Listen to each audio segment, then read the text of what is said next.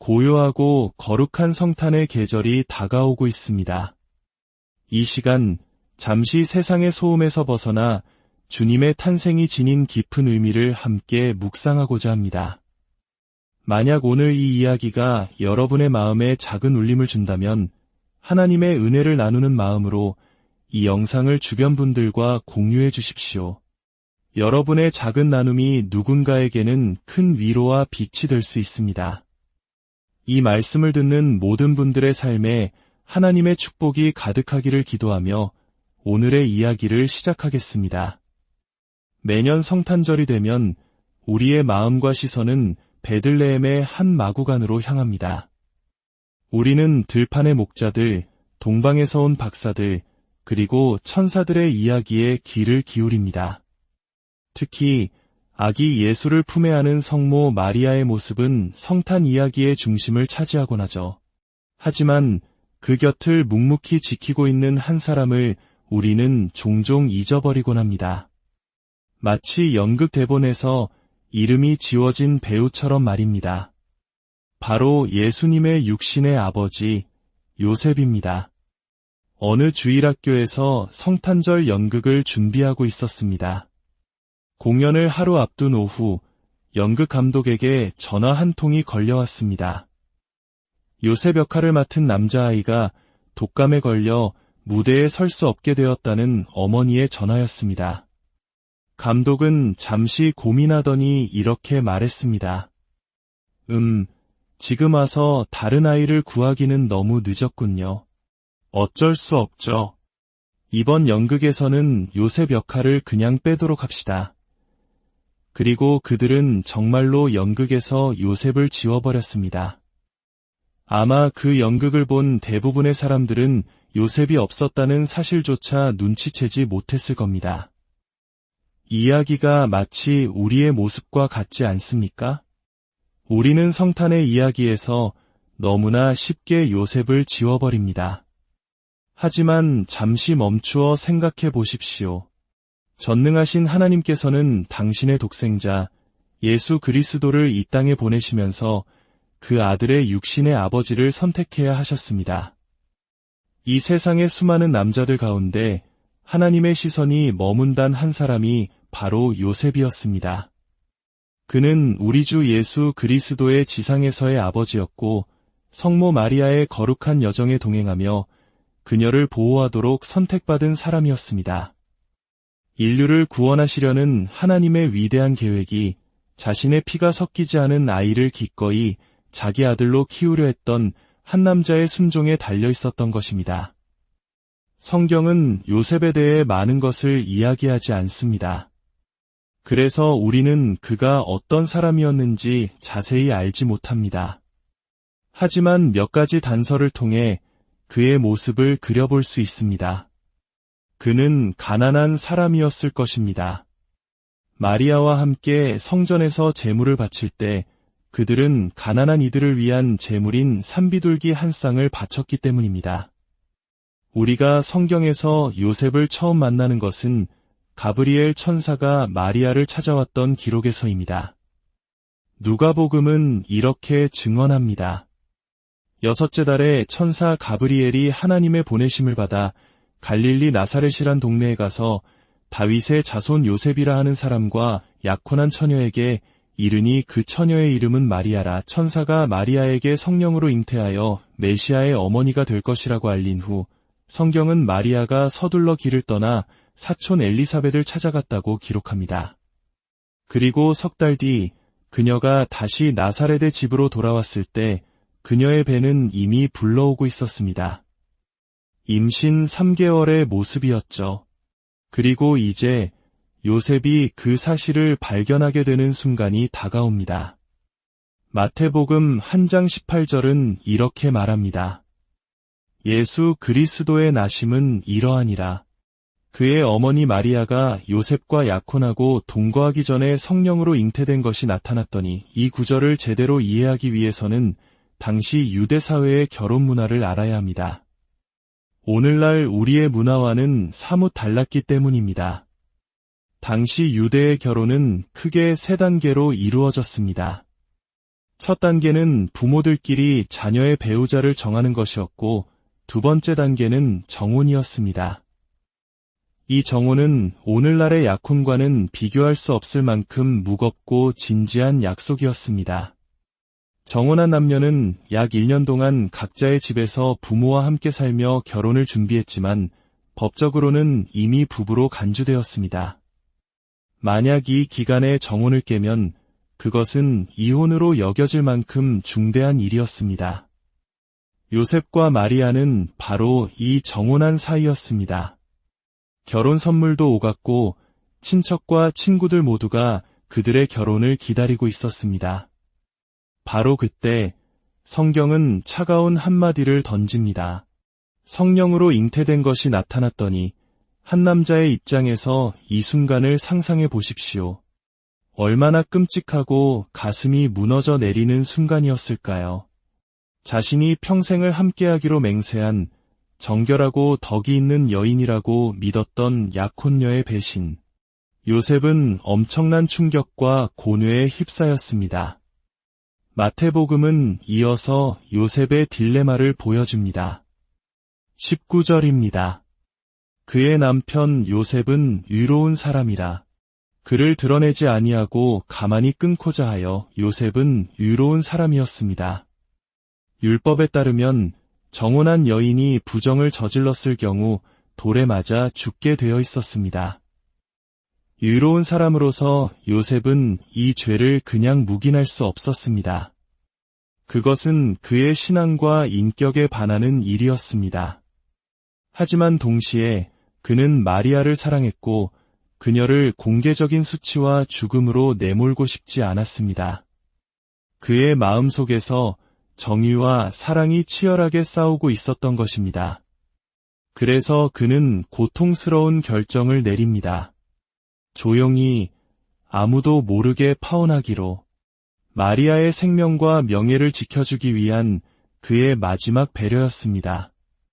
하지만 요셉이 어떤 행동을 취하기도 전에 모든 것을 바꾸어 놓는 하늘로부터의 메시지가 그에게 전달됩니다.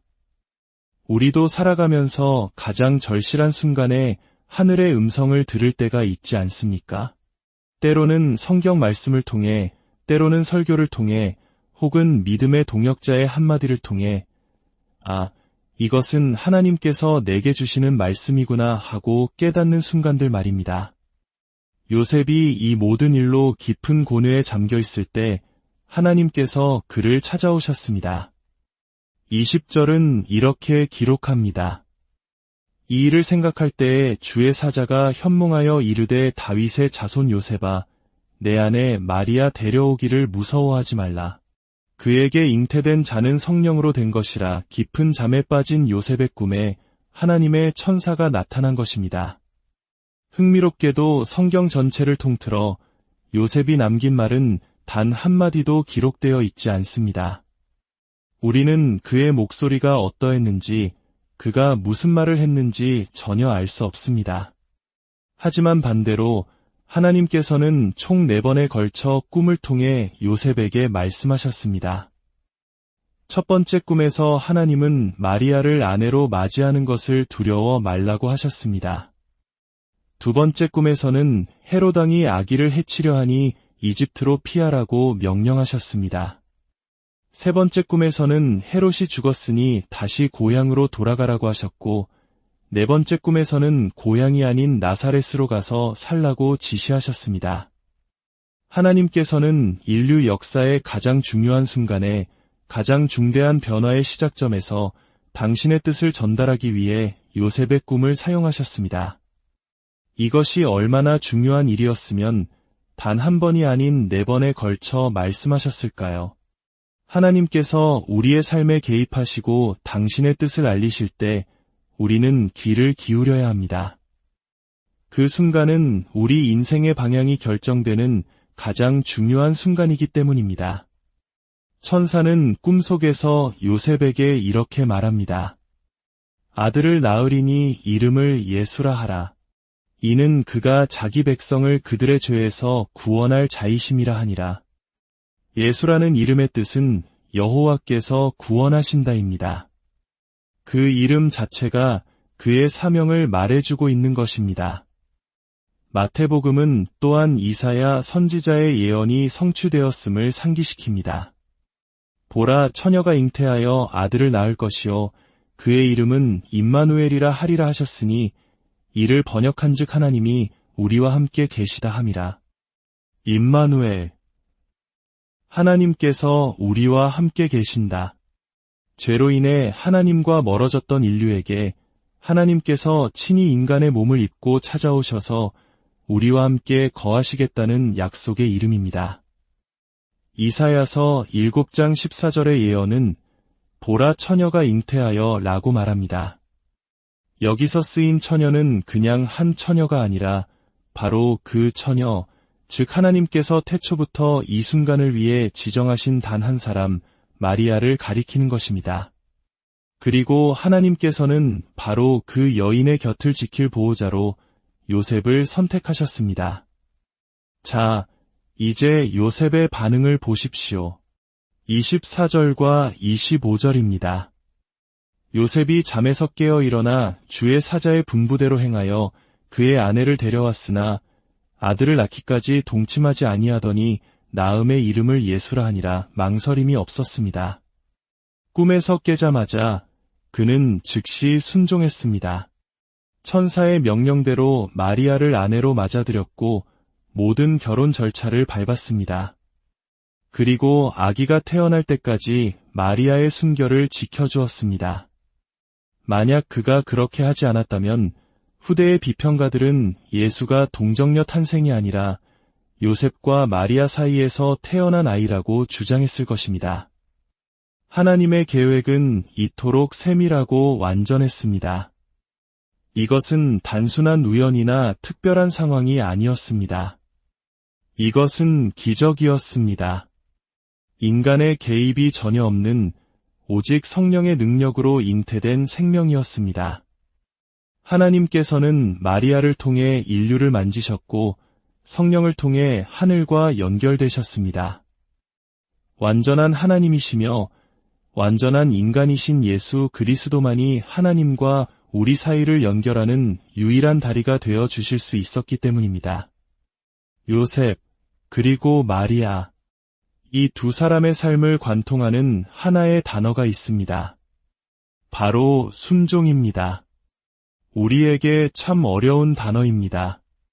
우리는 종종 이렇게 기도하지 않습니까? 하나님, 제 뜻대로 이루어지게 해주세요. 입 밖으로 내뱉지는 않아도 우리의 마음 깊은 곳에는 하나님의 뜻이 아닌 나의 뜻을 관철시키려는 욕심이 자리 잡고 있습니다. 하지만 성경은 우리에게 기도하라고 가르칩니다. 나의 원대로 마시옵고 아버지의 원대로 하옵소서. 우리의 뜻을 하나님께 내어드릴 때 비로소 우리는 하나님께서 우리를 통해 이루고자 하시는 놀라운 일들을 경험하게 됩니다. 잠시 생각해 보십시오. 만약 요셉이나 마리아 둘 중 한 사람이라도 하나님의 뜻에 순종하기를 거부했다면 이 세상은 구원의 소망을 잃어버렸을지도 모릅니다. 때때로 우리는 하나님의 사람들이 자신의 뜻을 내려놓지 못해 얼마나 많은 축복을 놓치고 있는지 보게 됩니다. 이 거룩한 성탄의 계절에 마리아와 요셉의 순종을 본받아 우리도 이렇게 고백할 수 있기를 바랍니다. 주님, 당신의 말씀대로 제게 이루어지이다. 어떤 분들에게는 오늘 이 고백이 예수님을 나의 구주로 영접하는 첫걸음이 될 것입니다. 오랫동안 교회를 다니며 복음을 알고 있었지만 내 삶의 주도권을 주님께 내어드리는 것을 두려워하고 계셨을지 모릅니다. 하지만 주님께서 당신에게 원하시는 것은 당신의 삶에 가장 좋은 것임을 믿으십시오. 또 어떤 분들에게는 이미 그리스도인이지만 삶의 특정 영역에서 여전히 주님께 순종하지 못하고 버티고 있는 자신을 발견하게 될 것입니다. 주님 앞에 완전히 항복하고 주님, 저는 전적으로 주님의 것입니다. 라고 고백하기 전까지 우리는 그리스도를 따르는 자로서 누릴 수 있는 온전한 기쁨을 결코 알 수 없습니다. 성탄절은 위대한 순종의 이야기입니다.